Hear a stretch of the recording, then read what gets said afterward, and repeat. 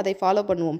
இபாதா இபாதாக்களை அதிகப்படுத்தணும். அது எந்த மாதிரியான இபாதாவாக இருந்தாலும் அதை உணர்வு ரீதியாகவும் ஈடுபாடோடும் செய்யணும். அதாவது ஃப்ரம் த ஹார்ட், உள்ளத்திலிருந்து செய்ய வேண்டும்.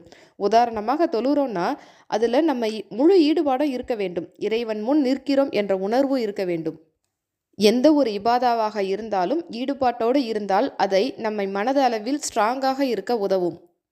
2, ரமலானில் அதிகப்படியாக குர்ஆன் ஓத வேண்டும். என்றால் இந்த புனிதமிக்க ரமலானில் தான் குர்ஆன் முழுமையாக இறங்கியது. குர்ஆன் ஓதும்போது 6 விஷயங்களை தெரிந்து கொள்வோம். 1, அதனால் ஓதுறதுனால என்ன பெனிஃபிட்னு தெரிஞ்சுக்கணும். அதாவது நம்ம குர்ஆனை ஓதினால் நமக்கு கிடைக்க பெறும் நன்மை என்னன்னு தெரிஞ்சுக்கணும்.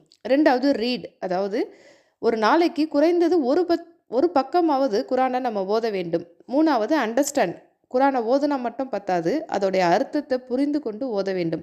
அதாவது தமிழாக்கம் குர்ஆனை எடுத்துக்கொண்டு ஓத வேண்டும். 4, ஆய்வு, அதில் குர்ஆனில் என்ன சொல்கிறாங்க, மனித குலத்துக்கு என்ன அல்லாஹ் சொல்ல வரான் அப்படிங்கிறத நம்ம ஆய்வு செஞ்சு பார்க்கணும். 5, ஆய்வு செஞ்சதை நம்மளுடைய வாழ்க்கையில் அப்ளை பண்ணி வாழ்கிறதுக்கு நாம் முயற்சி செய்யணும்.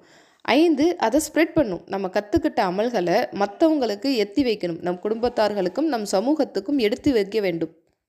ரமலானில் கடைப்பிடிக்க வேண்டிய நாளில் 2 பார்த்துட்டோம். அடுத்தபடியாக 3வது திக்ரு.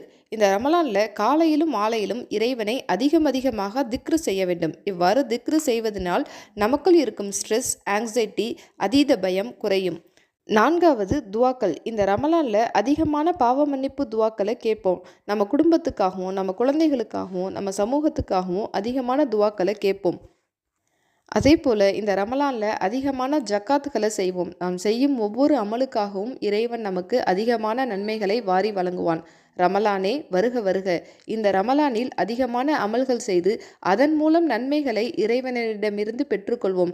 நோன்பின் காரணமாக ரையான் எனும் சொர்க்கச்சோலையில் புகும் பாக்கியத்தை இறைவன் உங்களுக்கும் எனக்கும் வழங்குவானாக. ஆமீன்.